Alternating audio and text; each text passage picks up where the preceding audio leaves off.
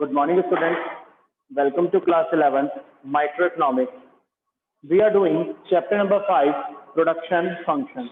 Chapter number 5 चल रहा है बेटा हमारा Production Function. Production Function अगर एक रिवीजन देखें, a quick review of the chapter, what we have learned in our previous classes. क्या हमने पढ़ा था previous classes में? प्रोडक्शन फंक्शन हमने देखा था. प्रोडक्शन का मतलब है बेटा इनपुट को आउटपुट में कन्वर्ट करना, और फंक्शन रिलेशनशिप, फंक्शन बताता है functional relationship between the output. तो दैट मीन्स प्रोडक्शन फंक्शन का मतलब हुआ इनपुट और आउटपुट के बीच की फंक्शनल रिलेशनशिप. देन बेटा हमने फैक्टर्स को क्लासिफाई किया था. फैक्टर्स दो पार्ट्स में क्लासिफाई हो गए थे, फिक्स फैक्टर्स और वेरिएबल फैक्टर्स. फिक्स फैक्टर्स वो होते हैं जो फिक्स रहते हैं, वेरिएबल फैक्टर्स वो होते हैं जो चेंज हो जाते हैं with change in output. Then हमने देखा था types of production function, long run production function और short run production function. Long run production function में जब हम बात करते हैं प्रोडक्शन फंक्शन की लंबे समय की, तो वहां पर सारे फैक्टर्स वेरिएबल होते हैं, because we have already learned that beyond a period of time और beyond the expiry of some time fix factors also needed to be change. एक पर्टिकुलर टाइम पीरियड के बाद फिक्स फैक्टर्स को भी बेटा जरूरत पड़ती है चेंज होने की. तो इसका मतलब फिक्स फैक्टर्स भी हमारे क्या बन जाते हैं, वेरिएबल फैक्टर्स बन जाते हैं. तो लॉन्ग रन प्रोडक्शन फंक्शन वो होती है जहां पर सिर्फ वेरिएबल फैक्टर्स प्रेजेंट होते हैं. शॉर्ट रन प्रोडक्शन फंक्शन जहां पर फिक्स वेरिएबल फैक्टर्स दोनों होते हैं, तो वो शॉर्ट रन प्रोडक्शन फंक्शन है. हमारे सिलेबस से बेटा शॉर्ट रन प्रोडक्शन फंक्शन ही है जिसे हमें डिटेल में पढ़ना है. देन उसके बाद हमने प्रोडक्शन फंक्शन के कॉन्सेप्ट पढ़े थे. Total product. टोटल प्रोडक्ट क्या था? टोटल प्रोडक्ट का मतलब था total output. Marginal product. Marginal product का मतलब था चेंज इन टोटल आउटपुट. जैसे जैसे वेरिएबल फैक्टर्स यानी लेबर की यूनिट्स हम बढ़ाते जाते हैं, हमारा आउटपुट इंक्रीज होता है. तो कितना आउटपुट हमारा एक एडिशनल लेबर से इंक्रीज होता है, that change is known as marginal product. Then third पढ़ा था हमने एवरेज प्रोडक्ट. एवरेज प्रोडक्ट का मतलब होता है on an average per unit of labour, contribution of output of per unit of labour. एक लेबर आउटपुट को कितना कॉन्ट्रीब्यूट करती है, that is average product. Then उसके बाद बेटा हमने अपना एक इंपॉर्टेंट कॉन्सेप्ट स्टार्ट किया था, law of variable proportion. What is law of variable proportion? हमारा टॉपिक यही था, लॉ ऑफ वेरिएबल प्रपोर्शन का. Law of variable proportion. Law of variable proportion क्या कह रहा था? जैसे जैसे हम वेरिएबल फैक्टर की यूनिट को बढ़ाते जाते हैं, मींस फिक्स फैक्टर की कांस्टेंट फिक्स फैक्टर के साथ वेरिएबल इनपुट बढ़ता जाता है, तो टोटल आउटपुट सबसे पहले बढ़ता है इंक्रीजिंग रेट से. इंक्रीजिंग रेट का मतलब क्या है? सबसे पहले मार्जिनल प्रोडक्ट बढ़ रहा होगा. देन टोटल आउटपुट इंक्रीजेज या total product increases at diminishing rate. फिर भी टोटल प्रोडक्ट बढ़ रहा है बट डिमिनिशिंग रेट से, इसका मतलब मार्जिनल प्रोडक्ट अब कम होना शुरू हो गया है. लास्ट में टोटल आउटपुट फॉल होना शुरू हो जाता है, दैट मींस मार्जिनल प्रोडक्ट अब नेगेटिव हो गया है. उसके बाद बेटा हमने इसकी अजम्पशंस देखी थी. जब हम लॉ वेरिएबल प्रपोर्शंस की बात करते हैं तो हम कुछ एज्यूम करके चलते हैं, हम कुछ मान कर चलते हैं. तो हमने यहां माना था only one factor is variable. एक फैक्टर वेरिएबल होता है, बाकी सारे फैक्टर्स फिक्स्ड होते हैं. हम शॉर्ट रन प्रोडक्शन फंक्शन की बात कर रहे हैं. टेक्निक ऑफ प्रोडक्शन में किसी तरह का कोई चेंज नहीं आएगा और सारे के सारे वेरिएबल फैक्टर्स इक्वली एफिशिएंट होते हैं. दैट मींस सारे के सारे लेबर का कंट्रीब्यूशन इक्वली एफिशिएंसी से होता है. Then schedule. बेटा हमने शेड्यूल बनाया था, देखते हैं एक बार और फिर से schedule. Variable factor,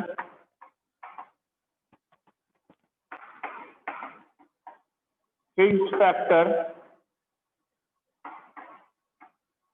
total product that is TP and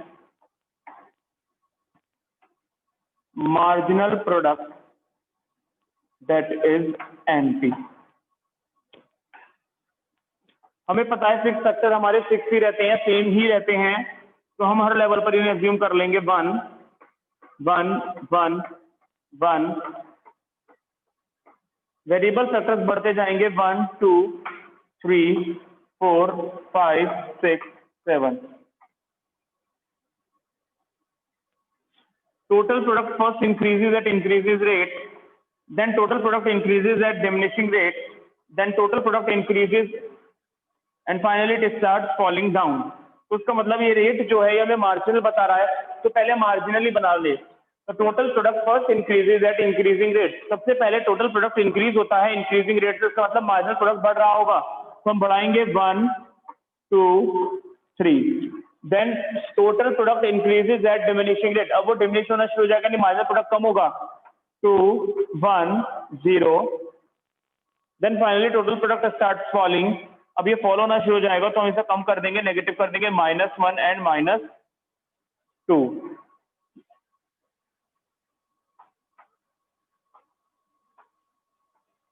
अब यहां से बेटा टोटल प्रोडक्ट कैलकुलेट कर लेंगे। 1 is 1, 1 और 2 3, 3 और 3 9, सॉरी 3 और 3 6, 6 और 2 8, 8 और 1 9, 9 और 0 9, 9 minus 1 8 एंड 8 minus 2 is 6। तो बेटा यहाँ देखें ध्यान से, तो सबसे पहले टोटल प्रोडक्ट बढ़ रहा है, क्योंकि मार्जिनल प्रोडक्ट बढ़ रहा है तो इसका इंक्रीजिंग स्टेज से है ये, तो फर्स्ट स्टेज हो गई हमारी। Then total product falls. अब यहाँ पर बेटा फॉल होना शुरू हो गया, डेट इज मार्जिनल प्रोडक्ट हमारा फॉल हो रहा है, तो ये हमारी सेकंड स्टेज हो गई। थर्ड स्टेज बेटा मार्जिनल प्रोडक्ट हमारा नेगेटिव जा रहा है, तो ये हमारी थर्ड स्टेज में आएगा। तो अगर हम टोटल प्रोडक्ट को देखें तो total product first increases at increasing rate. जब तक मार्जिनल प्रोडक्ट बढ़ता रहेगा तब तक टोटल प्रोडक्ट इंक्रीज होता रहेगा इंक्रीजिंग रेट से, जो हमारी फर्स्ट स्टेज होती है। सेकंड स्टेज में हम कहते हैं total product increases at diminishing rate. वो हमें पता चलता है जब टोटल प्रोडक्ट डिमिनिशिंग रेट से बढ़ेगा, यानी मार्जिनल प्रोडक्ट अब कम होना शुरू हो जाएगा। कम तो होगा हर लेवल पर, बट पॉजिटिव रहेगा। तो देखो बेटा यहाँ पे कम हो रहा है 3 2 1 0, तो ये सेकंड स्टेज है यहाँ तक। Then total product finally start falling. इसके बाद टोटल प्रोडक्ट फॉल होना शुरू हो जाएगा, फॉल होकर कम हो जाएगा, तो ये इसका मतलब मार्जिन उस टाइम पर नेगेटिव हो जाएगा। तो ये हमारी 3 स्टेजेस होती है, first stage, second stage and third stage. First stage में बेटा क्या होता है, फर्स्ट स्टेज होती है when total product increases at increasing rate. जब टोटल प्रोडक्ट इंक्रीज होता है इंक्रीजिंग रेट से, इसका मतलब मार्जिनल प्रोडक्ट इंक्रीज हो रहा होता है उस टाइम पर। Second stage total product increases at diminishing rate. अब टोटल प्रोडक्ट इंक्रीज हो रहा है कौन से रेट से, डिमिनिशिंग रेट से, तो इसका मतलब मार्जिनल प्रोडक्ट क्या हो रहा होगा, डिमिनिश हो रहा होगा, बट पॉजिटिव रहेगा। Third stage total product start falling. Total product fall होना शुरू हो जाएगा, दैट मींस मार्जिनल प्रोडक्ट इस टाइम पर नेगेटिव हो जाएगा। तो ये था बेटा हमारा schedule that explains the law of variable proportion, जो हमारे लॉ ऑफ वेरिएबल प्रपोर्शन को एक्सप्लेन करता है। इसी शेड्यूल की हेल्प से बेटा हमें कर्व बनाना है, the curve of TP and MP. TP और एमपी का कर्व बनाओगे आप, वी आर रबिंग इट, इसी शेड्यूल की हेल्प से बनाएंगे।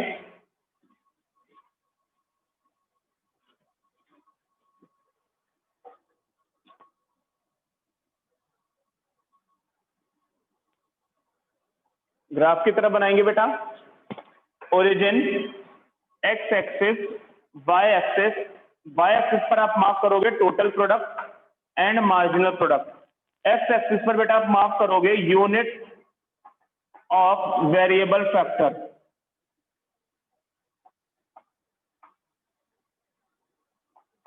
वेरिएबल फैक्टर की यूनिट, वेरिएबल फैक्टर्स की यूनिट्स हमारे पास हैं 1 2 3 4 5 6 7 8 9।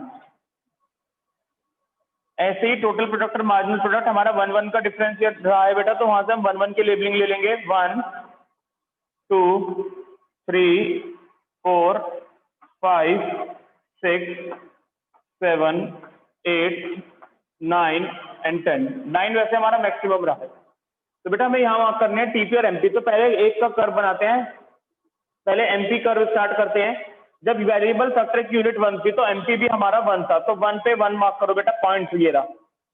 जब वेरिएबल फैक्टर 2 हुआ तो एमपी भी 2 हो गया, 2 पे 2, 3 पे एमपी 3 है,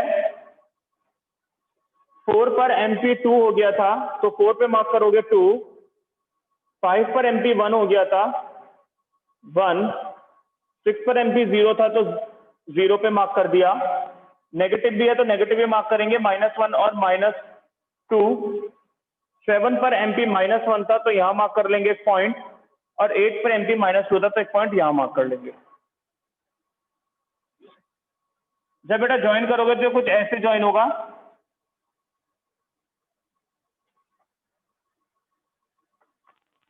that is your MP curve. पहले इंक्रीज हो रहा है बेटा, फिर डिक्रीज हो रहा है, 0 हो रहा है और नेगेटिव जा रहा है। अब इसी की हेल्प से ऐसे ही आप टीपी ड्रॉ करोगे। टीपी 1 पे था 1, 2 पे था 3, 3 पर था ये 6, 4 पर था ये 8,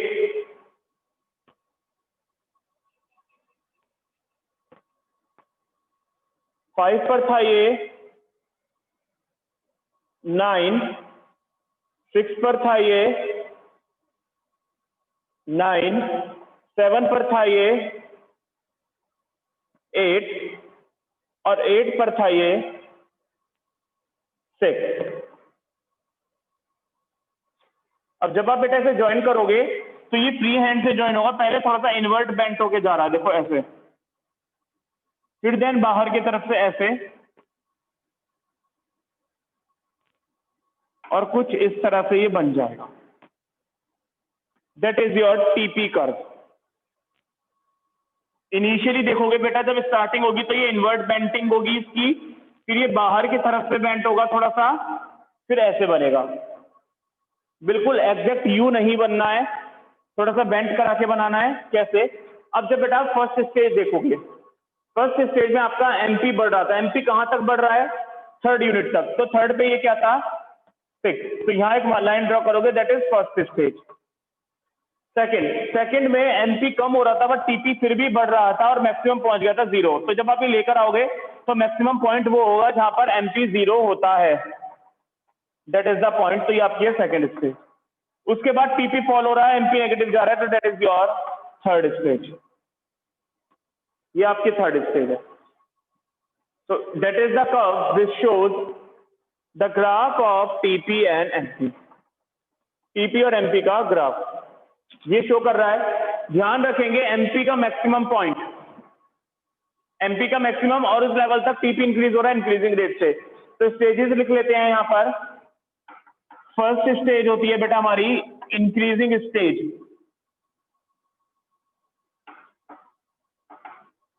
जहां पर हमारा टोटल प्रोडक्ट इंक्रीज होता है इंक्रीजिंग रेट से। सेकंड स्टेज होती है डिमिनिशिंग स्टेज, जहां पर हमारा टोटल प्रोडक्ट इंक्रीज तो होता है बट कौन से कैसे रेट से? डिमिनिशिंग से। तो या तो इसे स्टेज भी कह सकते हैं, रिटर्न्स भी कह सकते हैं। यहां पर रिटर्न्स कैसे आते हैं? इंक्रीजिंग, बढ़ते हुए, यहां डिमिनिश होते हुए, कम होते हुए रिटर्न्स आते हैं। और थर्ड स्टेज है आपकी नेगेटिव रिटर्न्स। नेगेटिव स्टेज या इसे कह सकते हैं रिटर्न्स, नेगेटिव रिटर्न्स। यहां पर हमारे रिटर्न्स कैसे आते हैं? नेगेटिव हो जाते हैं। तो this is the concept of law of variable proportion. कैसे पूछा जाता है आपसे question? I have earlier told you that explain the law of variable proportions with the help of hypothetical schedule and curve. Law of variable proportion को explain करो एक hypothetical schedule और curve के साथ, तो दैट इज योर आंसर। आपको law of variable proportion state करना है, लॉ ऑफ वेरिएबल प्रपोर्शन बताना है कि लॉ ऑफ वेरिएबल प्रपोर्शन क्या कहता है, फिर टीपी और एमपी का आप शेड्यूल बनाओगे and then finally you have to make the curve of TP and MP which shows the law of variable proportion, जो हमारे law of variable proportion को show करता है। देन इसमें आप स्टेजेस मार्क करोगे, फर्स्ट स्टेज, सेकंड स्टेज और third stage. First stage वहां तक होती है जहां तक एमपी बढ़ता है, टीपी एमपी ज्वाइन कर दोगे। सेकंड स्टेज वहां तक होती है, फर्स्ट स्टेज जहां खत्म होगी और एमपी के 0 पे और टीपी के मैक्सिमम तक, एंड देन उसके बाद नेगेटिव में आ जाता है हमारा थर्ड स्टेज का पार्ट। तो that is the concept which explains the law of variable proportion. Further बेटा इसके बाद हमारे पास एक रिलेशनशिप और होती है, रिलेशनशिप बिटवीन टीपी और एमपी। टीपी और एमपी का क्या रिलेशनशिप है, कैसे दोनों मूव आउट करते हैं, तो वो और एक्सप्लेन करेंगे हम इसके बाद। Now next we have relationship between TP and MP, जो बेटा इसी से ही जुड़ा हुआ है। जब हम कर्व बनाते हैं, एक्सप्लेन करते हैं, तो उसके बाद हमें रिलेशनशिप भी बतानी होती है। What is the relationship between TP and MP?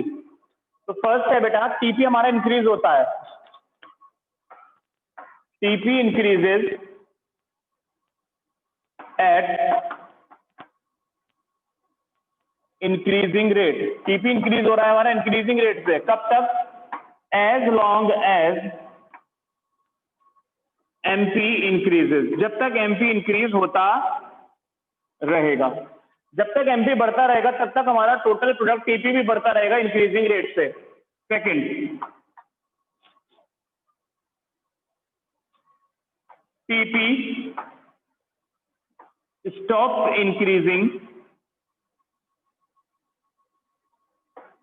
at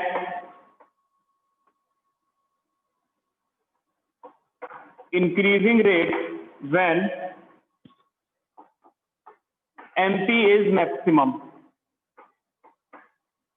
जिस लेवल पर एमपी मैक्सिमम हो जाएगा टीपी उस लेवल से इंक्रीजिंग रेट से इंक्रीज होना बंद कर देगा। देखा था बेटा आपने, जब एमपी 3 हो गया तो 3 के बाद वो फॉल हो रहा था, तो इसका मतलब जब तक एमपी बढ़ रहा है, जब तक एमपी अपने मैक्सिमम तक नहीं पहुंचता तब तक तो टोटल प्रोडक्ट इंक्रीजिंग रेट से बढ़ता है। बट जब एमपी मार्जिनल प्रोडक्ट अपना मैक्सिमम पॉइंट गेन कर लेता है तो टीपी सिर्फ वहीं तक ही इंक्रीज होता है इंक्रीजिंग रेट पे। Then TP increases. Third we have TP increases eight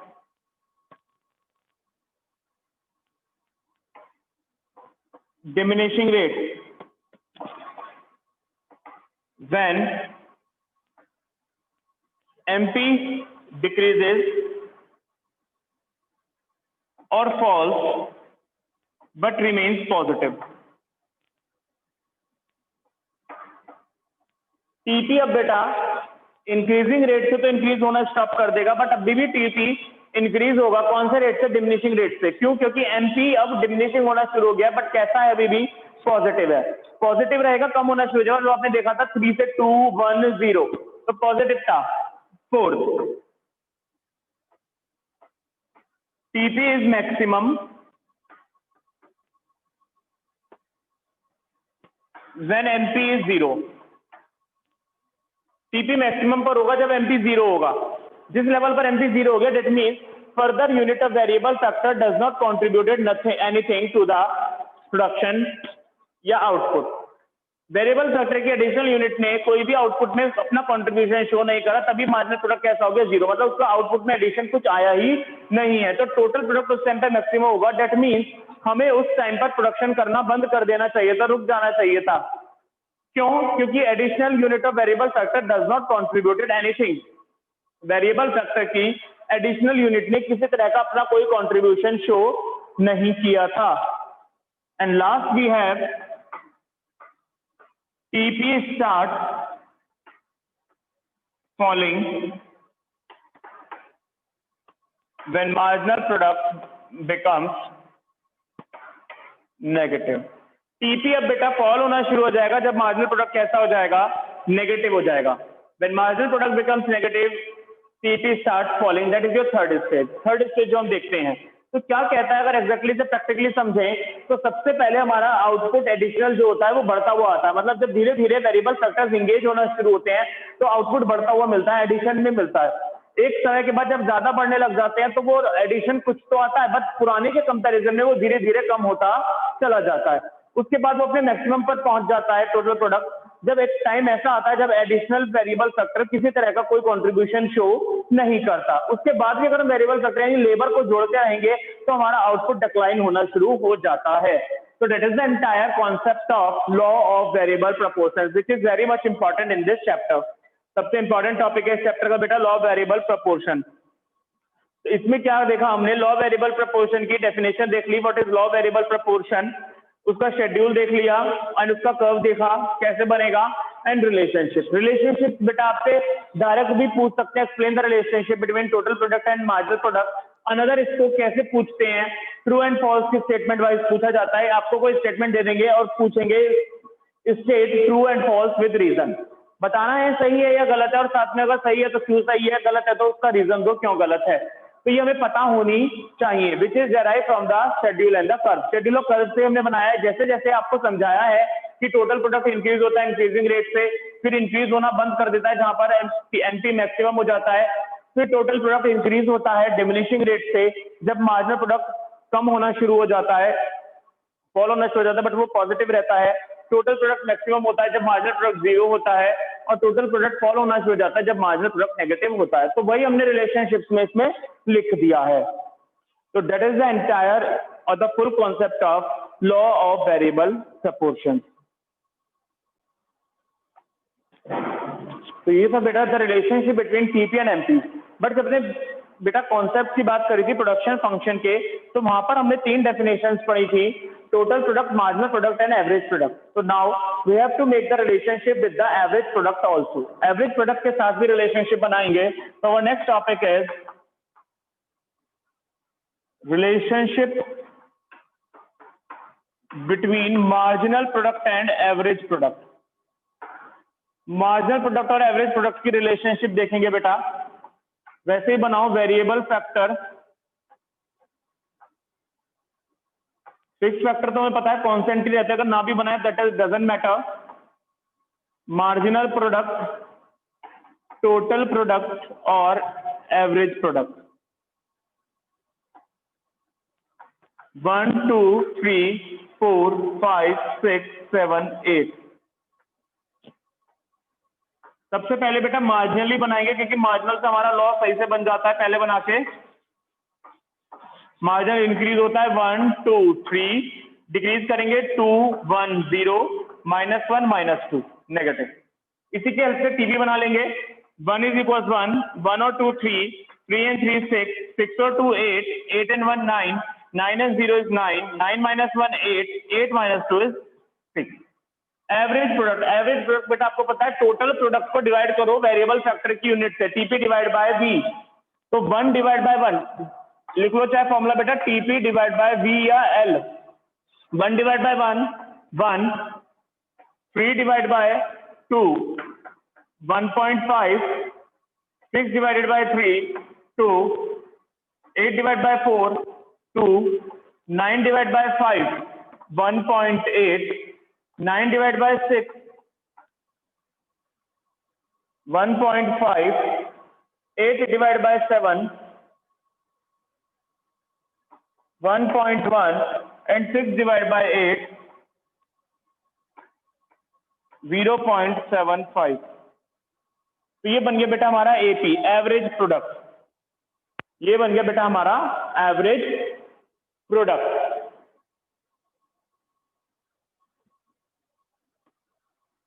अगर इसका कर्व देखें,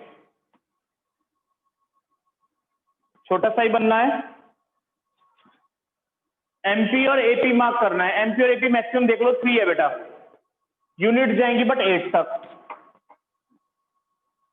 1 2 3 4 5 6 7 8, ये मैक्सिमम 3 है, तो 1 2 3 यहां पर आप मार्क करोगे एमपी एंड एपी। ये आ गए आपके वेरिएबल एक्स एक्सिस पर।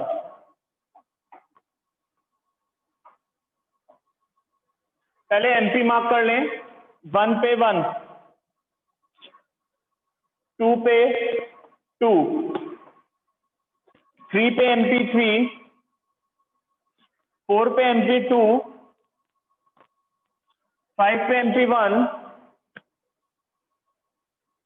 6 पे एमपी 0, 7 पर एमपी -1 और 8 पे एमपी -2।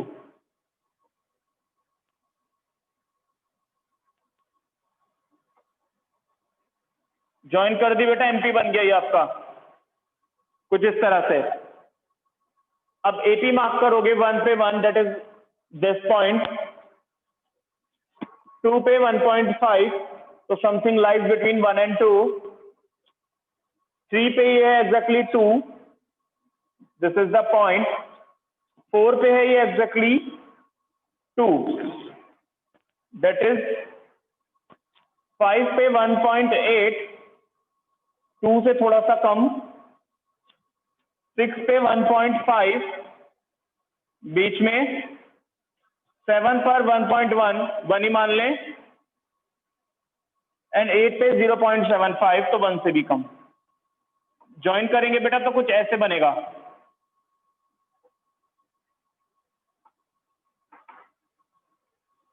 ये कुछ इस तरह से शेप बन गई।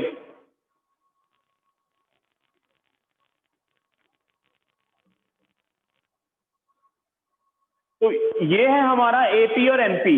एमपी तो आपने पहले भी बनाया था, वैसे ही बनाया, एपी और थोड़ा सा ऐसे बन गया।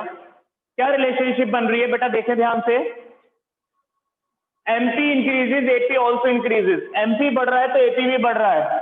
दोनों इंक्रीज हो रहे हैं, but MP is more than AP, MP ज्यादा एपी से, जो कर्व ऊपर होता है वो ज्यादा होता है। लिख ले रिलेशनशिप देखो बेटा, MP rises, AP also rises, but MP is greater then AP. Initial stages में एमपी बड़ा है एपी से। देन देखो AP fall, MP also fall. जब एमपी फॉल हो रहा है तो एपी भी फॉल है, बट अब कौन बड़ा है? AP. MP falls, AP also falls, but AP is greater than MP. अब एपी बड़ा हो गया एमपी से।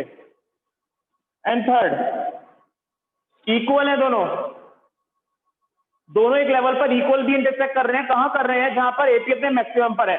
चेक करो बेटा, एपी का मैक्सिमम पॉइंट 2 ही है और एमपी एक लेवल पर 2 है, तो दोनों इक्वल होते हैं। एक लेवल ऐसा आता है जहां पर ये दोनों इक्वल भी हो जाते हैं, बट कहां इक्वल होते हैं? जहां पर एपी अपने मैक्सिमम पर होता है। तो AP is equal to MP. AP किसके इक्वल होगा? MP. Third relationship, AP is equal to MP when AP is at its maximum, जहां पर एपी अपने मैक्सिमम पॉइंट पर होगा। तो that is the concept which explains the relationship between MP and AP. ये वो कॉन्सेप्ट है बेटा जहां पर एक्सप्लेनेशन की है हमने एमपी और एपी की। एमपी बनाया शेड्यूल में, उससे टीपी बना लिया। टीपी बेटा हमने क्यों बनाया? Total product, because we have to calculate AP. हमें एपी कैलकुलेट करना है, इसलिए हमने टीपी बनाया है। मार्क करेंगे सिर्फ एमपी और एपी और उसकी हेल्प से हमारे पास ये बन जाएगा curve. Relationship is very much simple. MP increase होगा, एपी भी इंक्रीज होगा, बट एमपी बड़ा होगा एपी से। एमपी फॉल होगा, एपी भी फॉल होगा, बट एपी बड़ा होगा एमपी से। एमपी और एपी एक लेवल पर इक्वल होंगे, कहां पर? जहां पर एपी अपने मैक्सिमम पॉइंट पर होगा। तो बेटा हम बिना शेड्यूल के भी बना सकते हैं इसे। अगर बिना शेड्यूल के देखो तो कैसे बनाएंगे? ये सपोज आपका एमपी है स्टार्टिंग पॉइंट, और यहां से आप एपी बना दो, सिंपल बन गया आपका एमपी एपी। ऐसे ही बेटा आप बिना शेड्यूल के टीपी और एमपी भी बना सकते हैं। कैसे? सपोज ये आपका कर्व, मुझे पता है एमपी कैसा होता है, कुछ इस तरह से। टीपी भी यहीं से स्टार्ट होगा, जहां पर एमपी मैक्सिमम है वहां तक तो वो इन्वर्ट बैंड पे चलेगा। जहां पर एमपी 0 हो जाता है, इस लाइन को ऊपर ले जाओ, क्योंकि यहां पर टीपी मैक्सिमम होना चाहिए, तो यहां इसका यू टच होना चाहिए ऐसे, और ये नीचे कर दो। ये बन गया आपका टीपी और ये आपका एमपी, कुछ इस तरह से। बस ये ध्यान रखना कि जहां पर एमपी 0 है उस लेवल पर टीपी मैक्सिमम पे होता है, मतलब उस लेवल पर टीपी का यू शेप आना चाहिए। तो ये आपका टीपी और एमपी बन जाएगा विदाउट द शेड्यूल, शेड्यूल के बिना। तो that is the concept which explains the relationship between TP and MP and AP. That's all for today, students. Thank you and have a nice day.